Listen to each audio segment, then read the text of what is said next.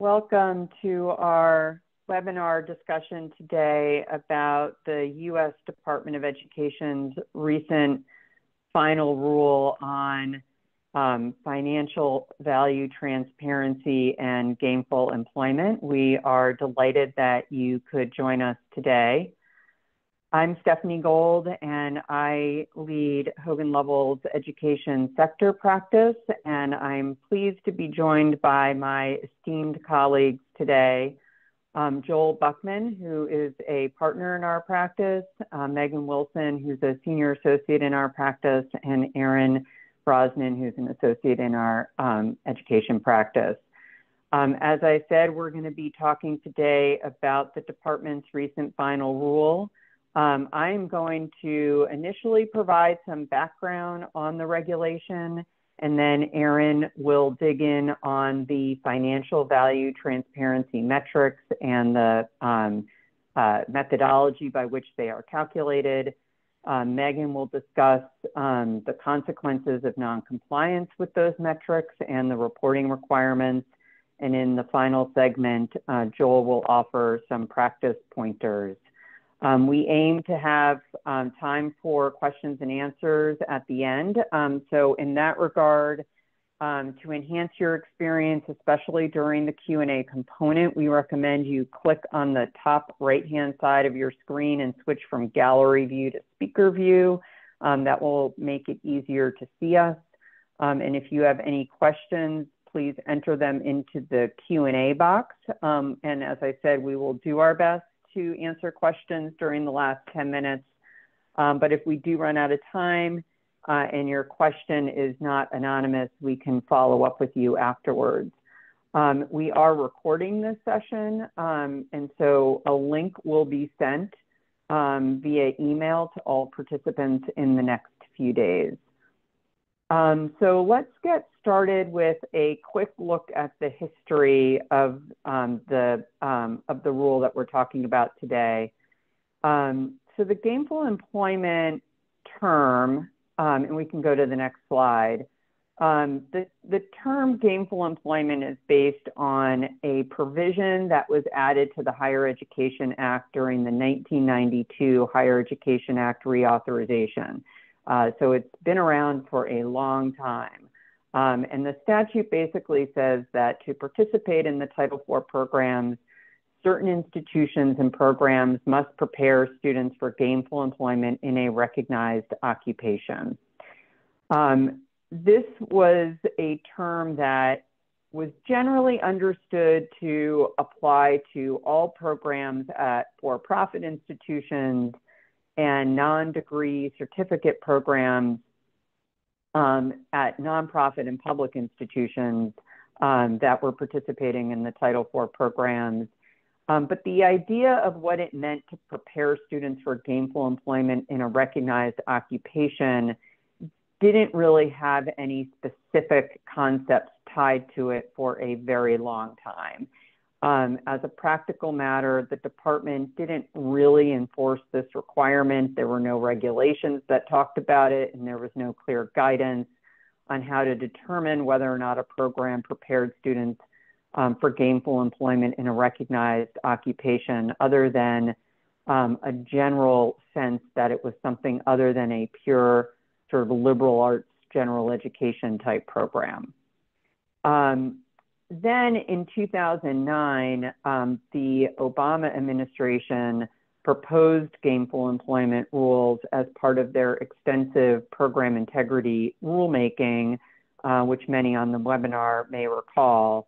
And that was when the department really for the first time sought to put flesh on the bones of that statutory requirement. So the first set of gainful employment regulations was released in 2011, and those were scheduled to go into effect July 1, 2012.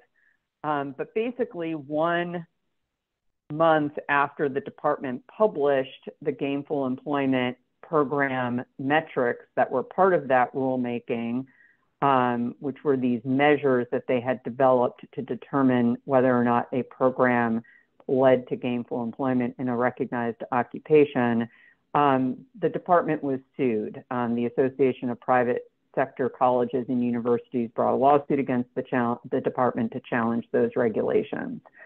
Importantly, I think as we sit here today, the court did uphold the department's authority to regulate gainful employment programs. It did find that it was a reasonable interpretation of its statutory authority to develop gainful employment regulations. But the court did vacate key components of the regulations, including all of the metrics that the department had developed as a means to measure whether or not a program prepared students for gainful employment in a recognized occupation. So the department then launched a new rulemaking in 2013 and issued a final rule in 2014, which was scheduled to go into effect July 1, 2015. Gainful Employment 2.0 was challenged again in the courts multiple times, but it was upheld. Only one set of metrics was released in connection with Gainful Employment 2.0.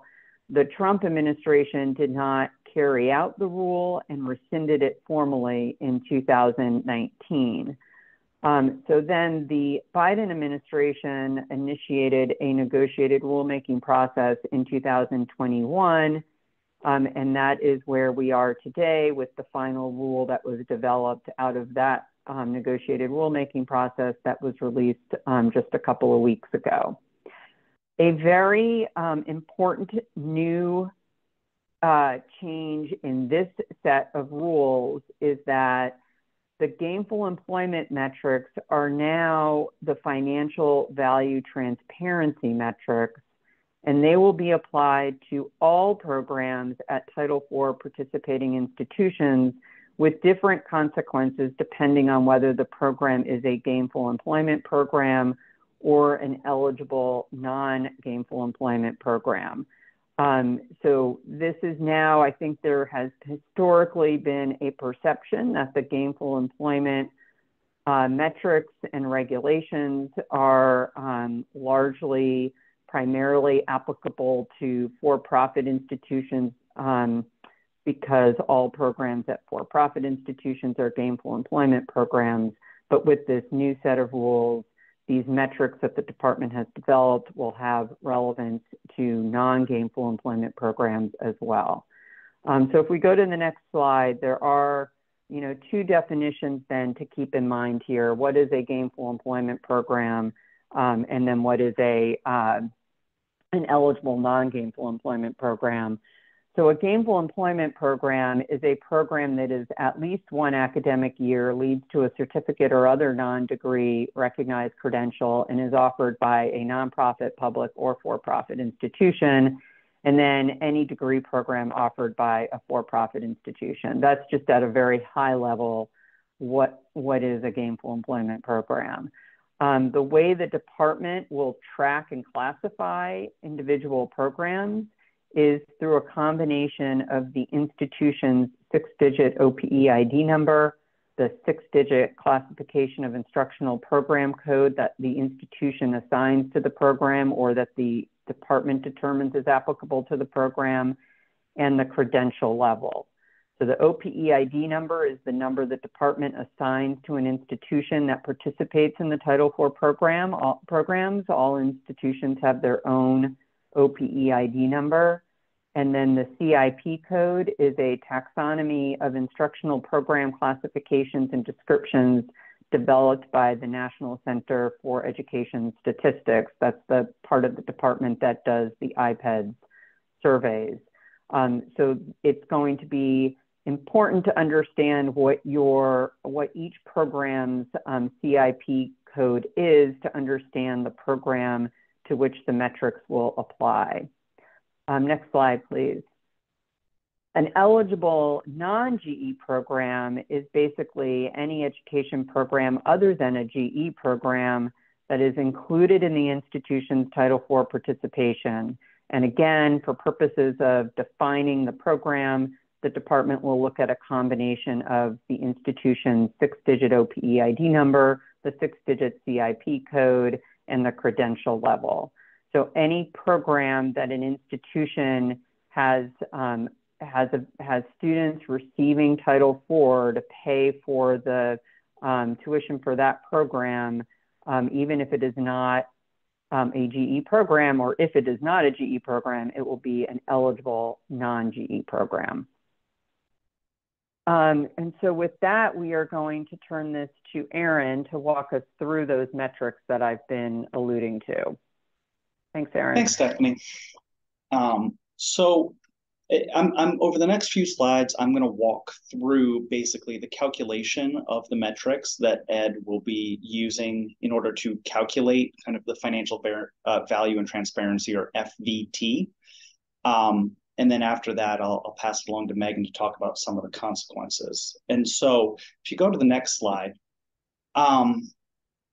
as described by Stephanie, right, the new rule is implementing this new financial value and transparency framework, and it results in 2 FVT metrics that institutions will need to meet.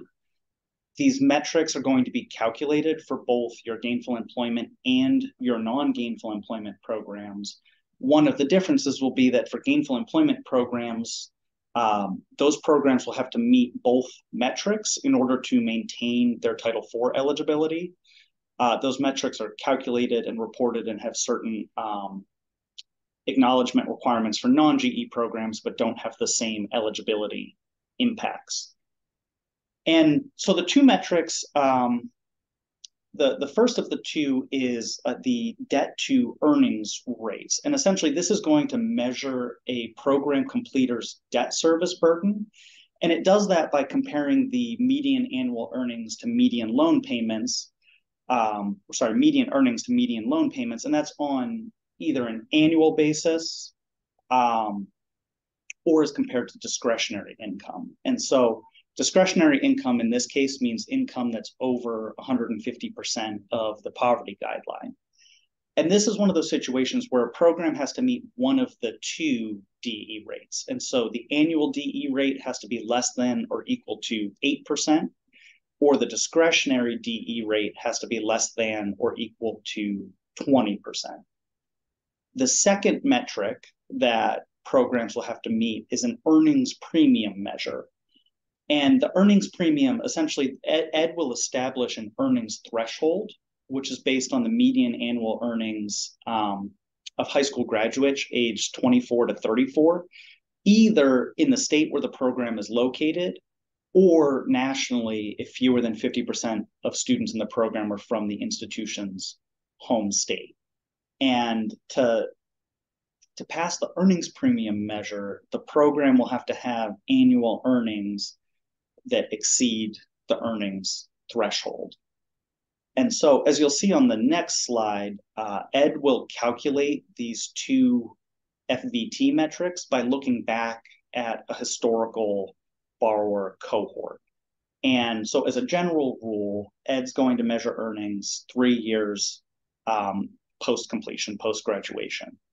And the standard cohort is going to be a 2-year cohort of completers. And so it's individuals that borrowed, but then also completed the program during the cohort period. But there's essentially a minimum N size of 30. And so there has to be at least 30 completers in that cohort year. If there are less than 30 completers in a 2-year cohort, Ed will essentially expand the sample size and use a 4-year cohort. If that still doesn't lead to enough to 30 completers, then Ed will not calculate the FVT metrics for that year. It'll essentially skip that year, no rates and no earnings premium will be issued.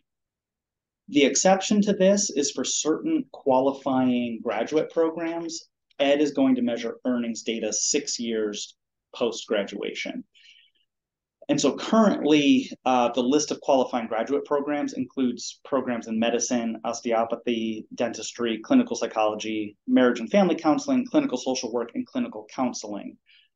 Essentially, these are programs that require a period of, that have a period of lower postgraduate earnings before a student actually receives their licensure. And then there's an expectation that there's higher earnings later on. And so Ed is planning to publish an updated list of qualifying graduate programs in the Federal Register every 3 years. And so the programs that qualify may expand over time.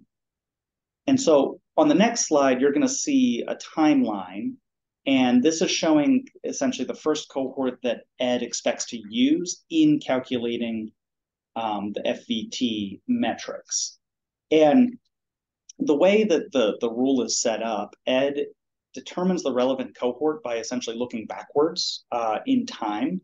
And so starting with the first calculation year, which is going to be the 2024-2025 award year, Ed will then look backwards to figure out when the earnings data is going to, what earnings data they'll use. And in the notice of proposed rulemaking, Ed essentially indicated that the most recent available earnings data is going to be 2 years old. So they expect to use data from 2021 and 2022 in the 2024-2025 calculation. So then taking that earnings data, we'll then have to count backwards to get to what the 2-year cohort of completers will be. And so 3 years, the 2022 earnings data will correspond with cohort year 2 in 2018-19, and the 2021 earnings data corresponds with cohort year 1 in 2017-2018. If Ed needs to use a 4-year cohort, then they would count back 2 additional years, and that would add 2015-2016 and the 2016-2017 award years, as well as adding 2019 and 2020 to the earnings years. Now that we have an idea of the cohorts that's going to be used, the next slide is going to show you how to calculate the 2 DE rates. And so for the DE rates, the discretionary rate, simply you have the median annual loan payment in the numerator, and then the median annual earnings in the denominator, except for the discretionary rate, it's only the earnings over 150% of the poverty guideline for the earnings year. And so you'll remove that from the denominator. The annual rate is just a straight comparison of the median annual loan payment to the median annual earnings. And so over the next couple of slides, I'm going to take you through the calculation methodology, and I'll start with the annual loan payment. For the annual loan payment, Ed is going to use the lesser of 2 amounts, one being the median loan debt incurred or the total amount for tuition, median loan debt incurred, or the other will be the total amount for tuitions, fees, books, equipment, and supplies, less the amount of institutional grants or scholarships. Essentially, this means that the amount of loan debt will be capped at tuition, fees, books, equipment, and supplies, essentially institutional charges, and won't include things like loans for living expenses. Loan debt also will not include debt from enrollment in a program at a different institution. I will talk a bit about the removing the largest loan debts, the amortization, and the exclusion. And so over the next couple of slides. And so I'll start on the next slide with amortization. To calculate the DE rates, Ed's going to use a standardized amortization period that's applied to whatever the median loan debt is. And so this is independent of the student's actual loan payment, which may vary depending on whether they're on an income-based repayment plan, et cetera. And so this table outlines essentially the amortization period for different types of loan debt, depending on the program. And so I won't read out every permutation to you, but you can see that the amortization is going to depend on the program credential level, and we'll have repayment periods that range from 10 years for certificate programs through 20 years for doctoral and professional degrees. And then the interest rate is always going to be an average rate for the direct unsubsidized loans during the cohort period. And so this this gets you to the numerator of the DE calculation, right, that annual loan payment. And on the next slide, I'll talk about the denominator of the calculation, the DE, the median annual earnings that get applied. For the median annual earnings, the first thing that Ed's going to do is compile a list of students from institution-provided data, which Megan will talk about shortly.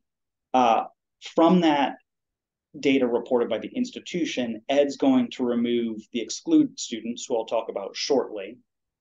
And then once Ed applies those exclusions, Ed will share its final list with the institution.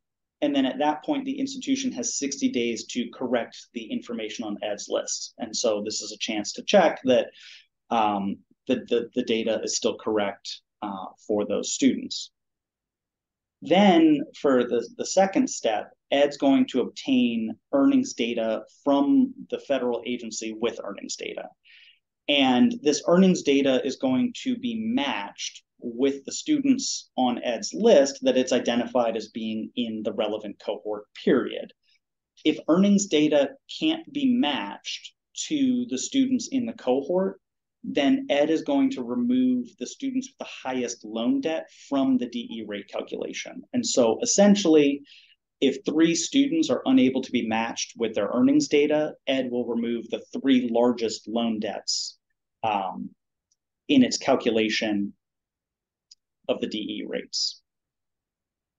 And then finally, Ed's going to use this earnings data to calculate the median annual earnings, which then will get plugged into the denominator of the calculation and compared to the median annual debt payment. If we go to the next slide, I'll talk about the earnings premium. So the DE rates are that first measure where you have to have either less than or equal to 8% on an annual basis, or less than or equal to 20% as compared to discretionary earnings. The earnings premium measures that second FBT metric.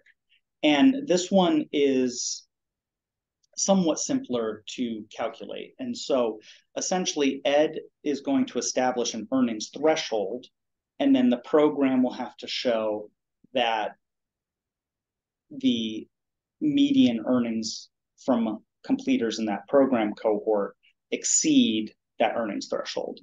To calculate and so the median annual earnings, right, this will be earnings data from the federal agency to calculate the median earnings for students in the cohort.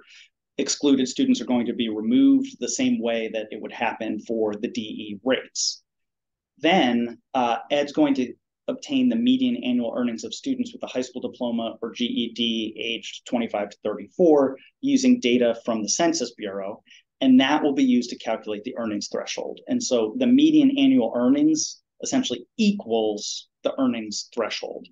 Then Ed will compare those two numbers. So it'll take the median earnings data for the students in the cohort, compare it to the median annual earnings of the students with the high school diploma or GED. If the cohort earnings are greater, then the institution passes the earnings premium measure. And then as we go to the next slide, I've mentioned in a couple places that there are certain exclusions applicable to the FBT metrics. And so for these exclusions, the students removed entirely from the pool. And so both their loan debt is removed from the numerator of the calculations, and their earnings are removed from the denominator of the calculations.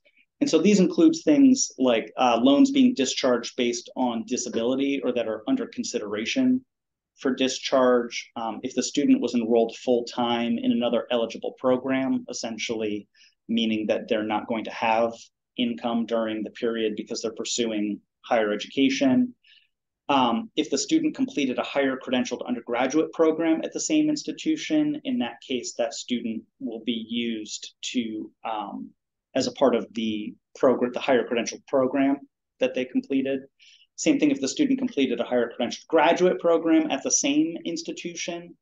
If the student's enrolled in an approved prison education program, the student's enrolled in a comprehensive transition and secondary education program, or if the student died. And so with that, that's kind of a brief overview of the major points in calculating the FVT metrics. And then kind of the next piece of this is, depending on the outcome or the institution's scores on these two metrics, it can lead to certain reporting requirements, which Megan will discuss. Thank you, Aaron. Okay, so before we actually start going into what the consequences are, I did want to revisit Aaron's slide where he talks about what the FVT metrics are and what institutions should have to meet in order to pass. We're actually going to go to the next slide, which is slide 18. So this is revisiting Aaron's slide where he gave us the overview of the two types of financial value transparency, or FVT metrics. We have debt to earnings rates, and then we have earnings premium measure. Next slide, please. So this slide provides just a general timeline as communicated by Ed on the various points at which it will take some sort of action. Okay, so July 1, 2024 is the effective date of the final rule. So that is when these rules become effective. Ed has communicated that the first official FVT metrics, so the debt to earnings and the earnings premium measure, will be published is early 2025. And so that will be based on data that is reported by the institution and that the department then uses to make its calculations, as Aaron just walked us through a few moments ago. And then 2026 is the year, according to the department, that would be the earliest date that a GE program that fails the same FVT metric may become Title IV ineligible. Okay, so just to underscore, the FVT metrics generally apply to all institutions. However, when it comes to loss of Title IV, that applies to GE programs specifically. So according to Ed, 2026 would be the earliest date that a GE program may become Title IV ineligible if it fails the same FVT metric. And we'll get into details about each of these pieces as we work through the next few slides.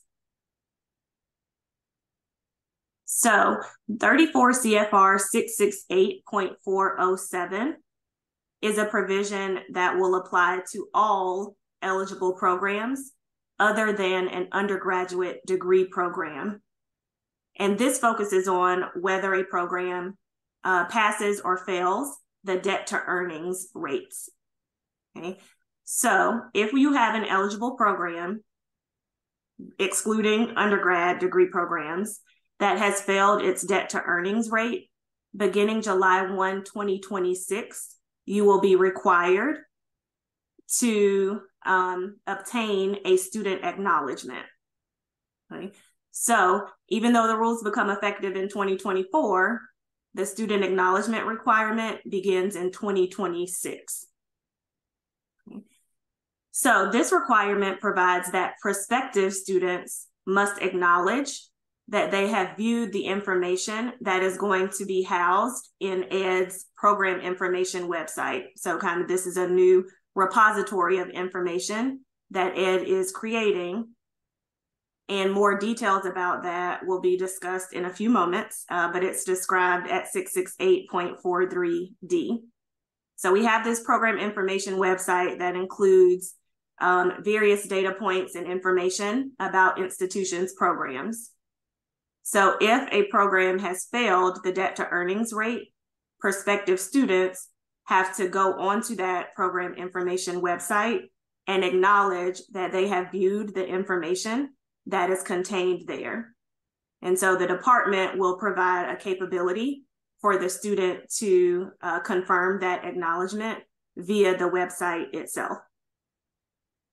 A prospective student has to make this acknowledgement before the institution can enter into an enrollment agreement with the student.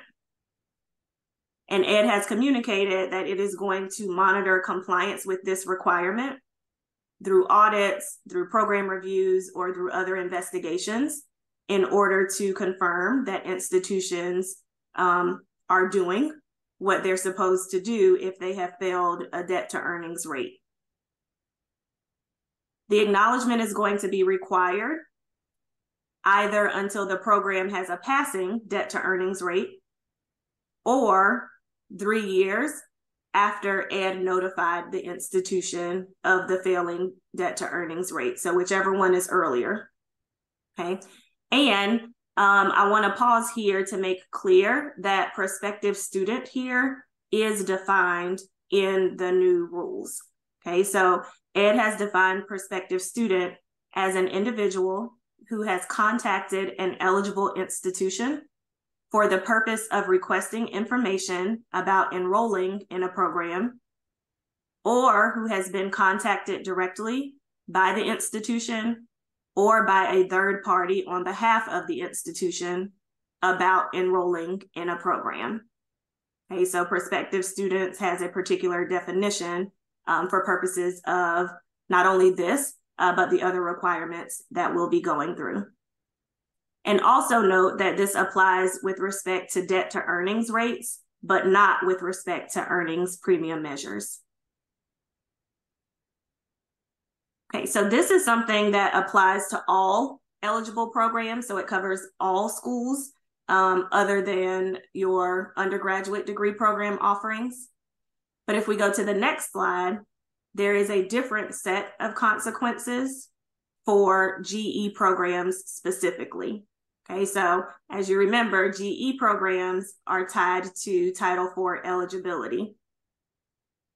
So when we're looking at the FVT metrics, debt to earnings and earnings premium, if a GE program fails either one of those metrics in any year, then beginning July 1, 2026, the institution must provide a warning and other types of information to both students and prospective students. Okay, we've already talked about the definition of prospective students, but student is also defined for purposes of the rule. And student refers to individuals who receive Title IV funds for the program.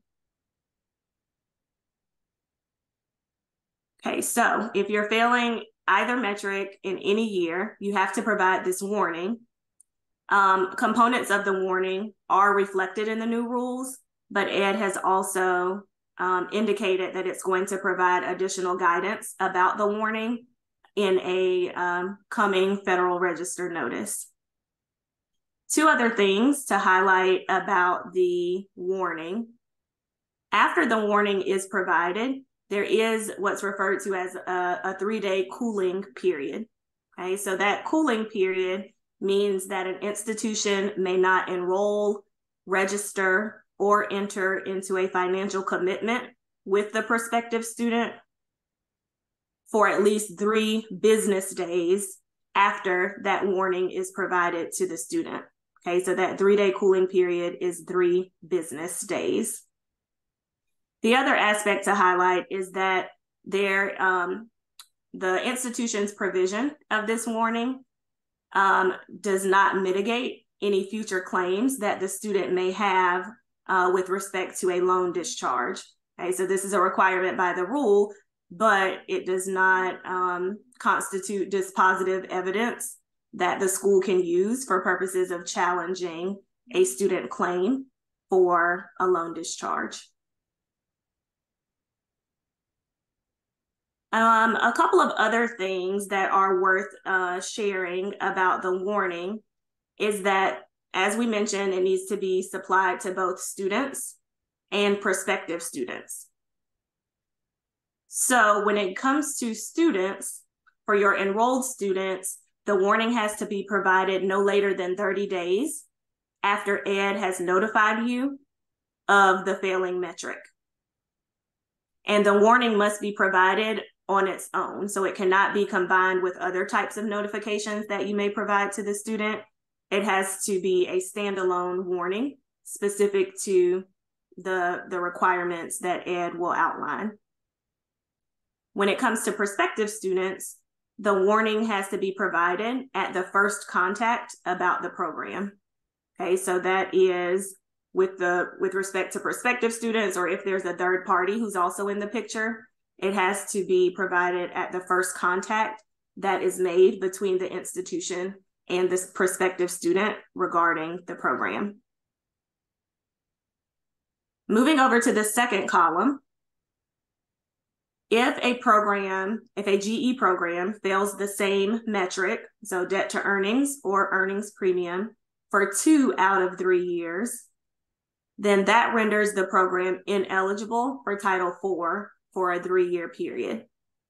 Okay, this will apply to the program itself that's being offered and that the calculations were made for, but it also extends to any substantially similar program. Okay, so that's another defined term, and it basically means programs that share the same 4-digit zip code.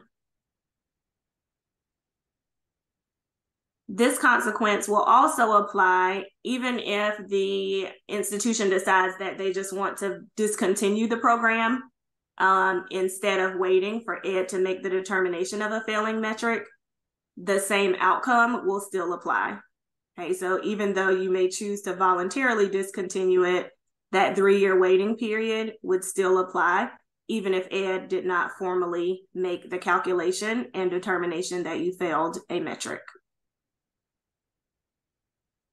Okay, let's go to the next slide, please. So on these next slides, we're just going to delve a little bit deeper into the student warning and into the Title IV ineligibility component, just to highlight a few other aspects of those consequences. Okay, so the student warning and additional information, remember that that has to be provided in any year that a GE program fails one of the metrics, so either debt to earnings or earnings premium. So the requirements are reflected in 34 CFR 668.605. You must include a warning that the program has not passed the metric and that the program could lose Title IV access based on the next time that the metric is calculated. Okay, and so that goes to the concept of 2 out of 3 years. The institution also must provide relevant information about how to access ED's program information website. So again, that's that compilation of data points and information that the department is creating a website for. There also must be a statement that the student must acknowledge having viewed the warning through that same website, and the acknowledgement must be obtained before the institution can disperse Title IV funds to a student. Okay, so there's a timing piece associated with that. And then the institution also has to provide certain additional information about the program so that a student has information about what potential options or next steps are in the case that the program does lose its Title IV eligibility. Let's move on to the next slide, please. So this slide contains a bit more detail about the ineligibility aspect. Okay, so as mentioned, if a GE program fails the same metric in 2 out of any 3 consecutive award years for which the metrics are calculated, then that program will lose Title IV eligibility for a period of 3 years. The second bullet highlights the timing aspect of when the loss of eligibility could occur. So you may recall earlier on, ED indicated in its timeline that 2026 could be the earliest point at which a GE program could lose Title IV eligibility, but it didn't specify a particular date within that year. So Title IV eligibility for the program could end upon the earliest of a new ECAR, and the ECAR does not list that GE program. ED could take action to terminate program eligibility And if that is done, it happens when that termination action is completed. You see the reference to subpart G that refers to 668. Subpart G, which is the fine, limitation, suspension, and termination proceedings. Or Title IV eligibility could end upon revocation of the program eligibility, and that's in cases where the institution is provisionally certified to participate in Title IV. Okay, so out of those situations, whichever one happens the earliest, that is the point at which Title IV eligibility for the program would end. Institutions do have an appeal process. So if they believe that ED erred in its calculation of their metrics and that's what caused them to fail, they can appeal ED's calculation. If an institution does not appeal, or if it appeals and is unsuccessful, the Title IV ineligibility for that program, again, lasts for a period of 3 years. Okay, after that 3-year period, the program may be reinstated if the institution submits an update to its list of eligible programs that ED maintains. Okay, if we move on to the next slide, we're now going to transition into the reporting requirements. So we've talked about the consequences of failing the FBT metrics, and we've talked about the distinction between requirements for all programs versus requirements for GE programs. Now we're going to talk about the reporting requirements. So what types of data is an institution required to report about a program or its students? And then what other responsibilities are associated with those requirements? The relevant provision here is 34 CFR 668.408. Okay, and that provides the various reporting requirements for all institutions for each GE program and eligible non-GE program, also defined terms. The department has said that it's going to provide institutions with guidance and training on the new reporting requirements. It indicated in the preamble to the rule that it will provide a format for reporting, and that it will make sure that its systems are able to receive the information so that institutions have sufficient time to be able to comply with the requirement. It also indicates that they may consider extending the deadline if they make significant modifications or supplements to what will be required. Initial reporting currently is due July 31st, 2024. There's also a transitional reporting option that Joel will delve into a bit more when he talks about his practice pointers. And then, as mentioned, ED does have the authority to prescribe additional reporting information via the Federal Register. If we go to the next slide, you'll see what's currently reflected in the regulations themselves about the types of information that must be reported. So this slide reflects program level information. Okay, so things specific to the actual program that's being offered. So credential level, the length of the program, accreditation information, licensure information, total number of students, and then whether it's a qualifying graduate program or if it's some other type of program. So you have your program information. The next slide provides an overview of the student-specific information that an institution must report. And so there's general categories of that information: enrollment information, cost information, financial aid information.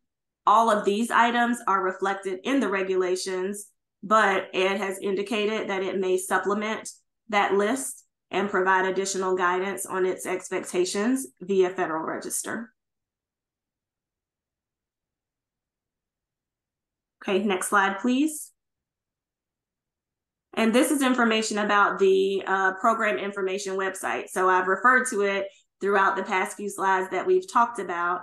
But the program information website is going to be put together by ED. Okay, so they are going to establish and maintain this website. They are going to post certain information, some of it as calculated by ED, some of it as provided by the institution. And this is a repository for students to see and to compare information across schools and programs. So there is a requirement for institutions to provide a link to the website and to provide information to prospective and enrolled students about how to access the website. The next slides just give an overview of the information that we may expect to see on the program information website. So this slide contains items that would be provided by the institution, and they would be included on the program information website to the extent reasonably available. And then the next slide contains information that would be provided by ED,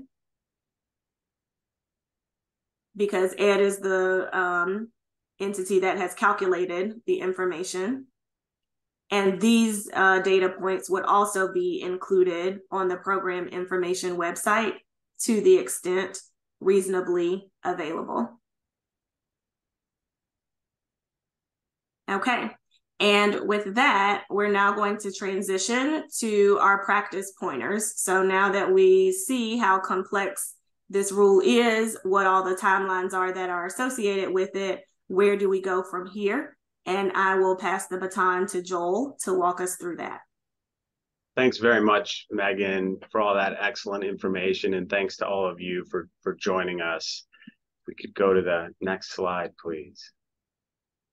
So by way of a quick recap, I mean, I know there was a lot of information that we provided to you, but the financial value and transparency and gainful employment rule, I hope it's clear by now, this is a big deal.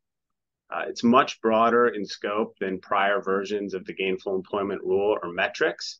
I will note that if you just read the press, it might be easy to miss that the metrics are going to apply to all Title IV eligible programs, not just gainful employment programs. I think I just saw an article in Politico yesterday that said that these rules are really targeting for-profit, i.e. gainful employment programs. And while that's true on some level, as we've described this morning, it's much broader than that. The consequences are significant and they're across the board. So for gainful employment programs, the consequences could be warnings, as Megan described, or potentially loss of Title IV eligibility altogether. For non-gainful employment programs, the failure of the debt to earnings metrics will trigger the need for an acknowledgement prior to enrollment for all programs except undergraduate degree programs. And really, for all Title IV eligible programs, these rules do apply only to Title IV eligible programs, there's going to be a federal government website. And that website's going to calculate these metrics on a program-by-program basis, assuming there's enough data to do it. And the federal government has signaled that it's going to use clear language to describe some programs, like potentially high debt burden or low earning. And these changes are going to be coming pretty fast. I mean, by ED standards, we're talking about there's going to be reporting due in 2024. The metrics will start to be calculated in 2025. And acknowledgements and warnings are going to be required by July 1, 2026. So big change, important change, and it's coming fast. If we could move forward. If you were paying careful attention to Erin and Megan's presentation, you might be wondering, is the die already cast here? And that's because ED's going to start calculating the metrics in 2025. It's going to be using student cohorts who completed the program in 2017 through 19. So in general, you know, the cake is already baked. Pick your analogy. Those students have already incurred whatever debt they're going to incur to complete the programs, and they're already earning whatever they're earning. They're out in the world. the main lever institutions can pull to address the metrics, especially, the debt to earnings metrics, is calibrating the direct costs for a program. Because remember, Ed's going to cap the debt measure at tuition fees, books, supplies, equipment. Those are all charges that you control. And it's going to back out of that the institutional aid a student receives. That's a measure you control. At least in these first years, though, that's already been established. Most of the additional levers, and we're going to talk about those a little bit in this section of the presentation, will take some time to implement. So yes, it's true that the train sort of already left. I've got that. I'm up to 3 now, 3 metaphors, but there are some steps that an institution can take now. And we're going to talk through really 5 things that we think you ought to consider at this point. So the first thing, and if we could have the slide, brief leadership. Senior leaders really should understand the financial value and transparency metrics, why they're relevant to your institution given its status and program mix. I think Ed's certainly unspoken, if not explicit intent here, is to make prospective students better consumers. And, they want to attach warnings to certain programs and acknowledgments. The whole point of that is to affect enrollment and to sort of put students in higher performing programs. So this could have an impact, whether you're a for-profit or a nonprofit institution, on enrollment. It could also have an impact on Title IV eligibility for some programs. Again, if you're a nonprofit and you have certificate programs, you have gainful employment programs, you could lose Title IV eligibility. If you're a for-profit, all your programs could lose Title IV eligibility. Brief senior leadership on when the institution might see impacts.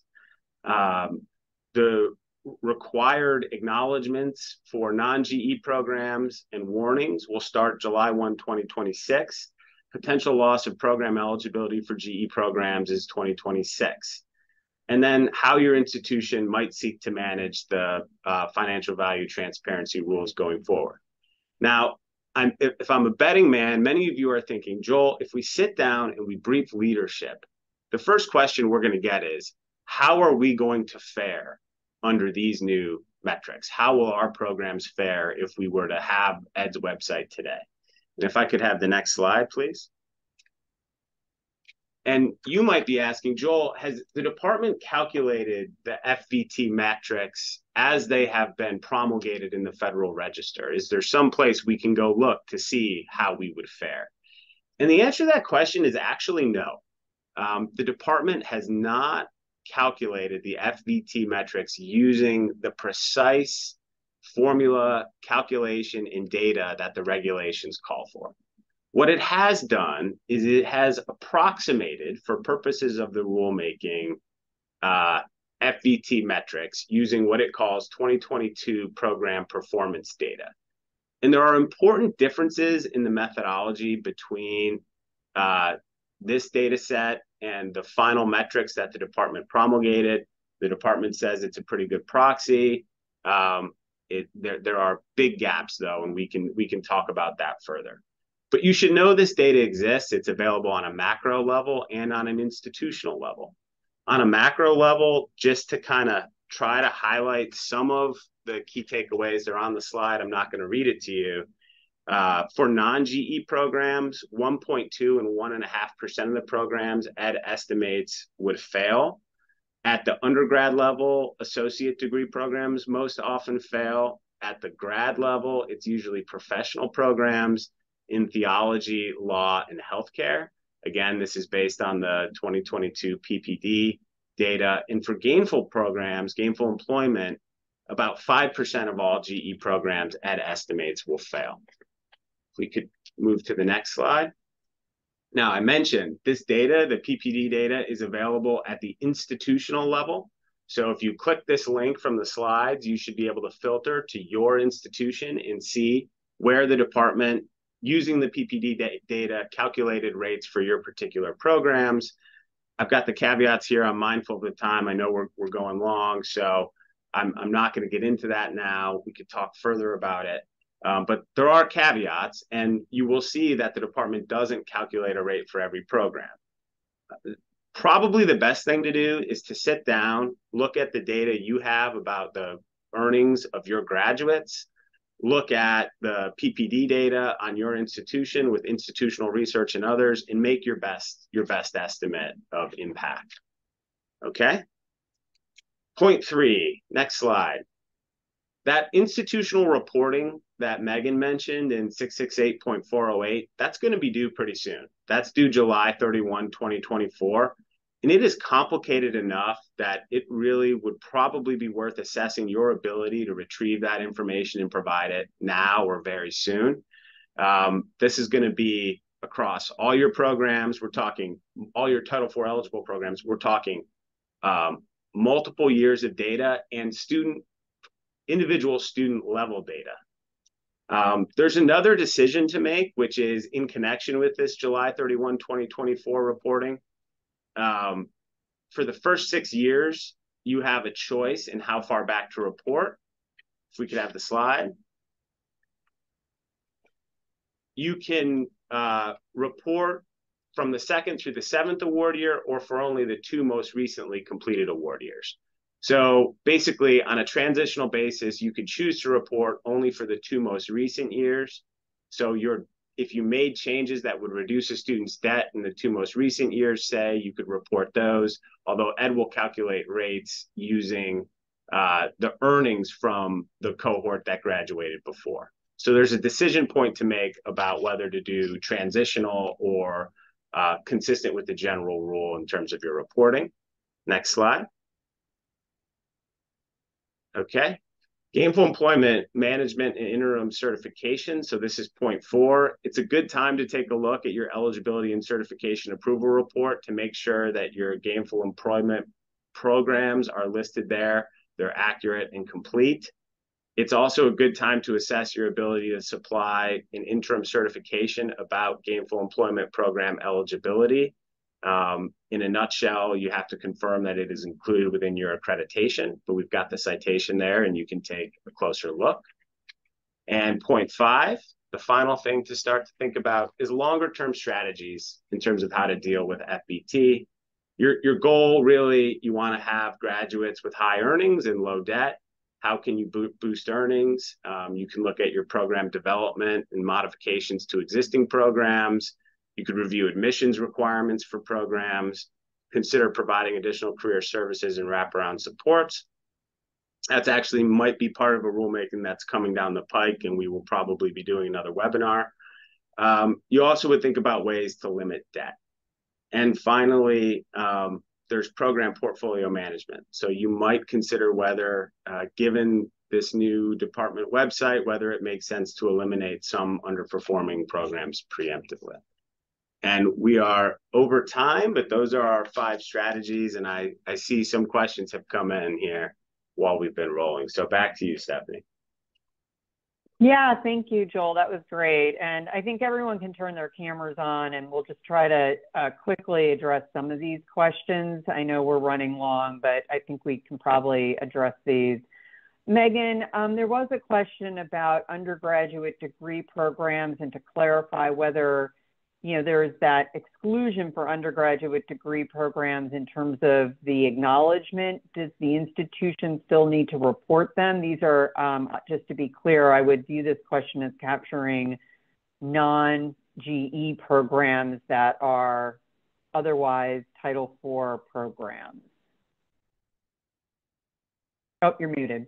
The question seems to be referring to the reporting requirements that are outlined in 668.408. Yep. And so those reporting requirements apply for each GE program and eligible non-GE program. And so those are defined terms. And so eligible non-GE program is defined in the regulations at 668.2. And the way that it is defined is in terms of the OPEID number, the 6-digit zip code, and the credential level. And so if it meets the definition of eligible non-GE program, then yes, it would need to be included in those reporting requirements. Thank you.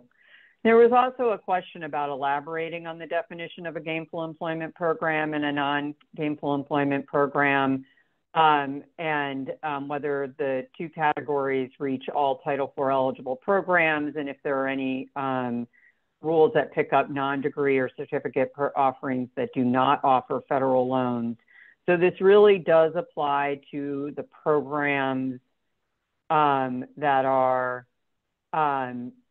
for which the institution is awarding Title IV aid. I don't know, Joel, whether you want to elaborate on this question based on some of your observations. Yeah, I think the simple back of the envelope way to understand it is it's all Title IV eligible programs. And then for gainful employment programs, that's going to be at a nonprofit, certificate programs, and at a proprietary institution, degree programs and certificate programs, so all programs. And Joel, there was also a question about the decision to report the transitional information or standard information, whether that's like a one-time only decision, or could a school switch between transitional and standard each of the 6 years of the transition period? Is that something you can address? I would not say for sure at this point, but I believe and I hope that you'd be able to switch. I think we're still digging into that particular decision point, and there are a lot of factors that would go into how you would approach it. Okay.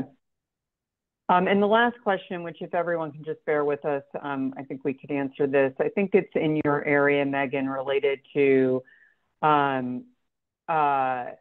if that the 668.603 states that the program is ineligible once the second failing score is calculated, but that the program's participation ends with the issuance of a new e-car, a termination action, or a revocation. Could you just clarify the difference between the program being ineligible and the program's Title IV participation ending? So I think those are one and the same. And so you know that the program will be ineligible if they fail the same metric in 2 out of 3 years that the metric is calculated for the program. And then that, earliest of language for when Title IV participation will end just specifies the date that it will become effective. And so no meaningful difference in terminology, because the way that the provision is written says the program is ineligible and its participation in the Title IV HEA programs ends upon the earliest of, and then those 3 scenarios. So the calculation is what renders the program ineligible.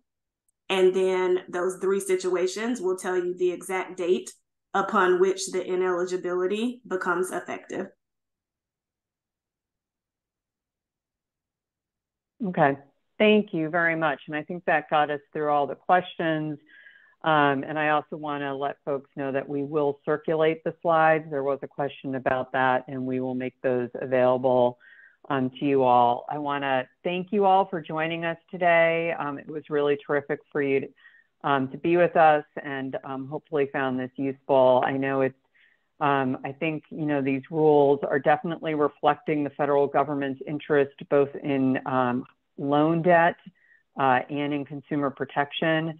And I think we really wanted to convey today the importance of understanding the breadth of these rules and the actions that institutions should be thinking about taking to manage risks associated with the rules. So we're available for any questions offline, but I hope you all have a wonderful rest of your day, and thank you very much. Thank you.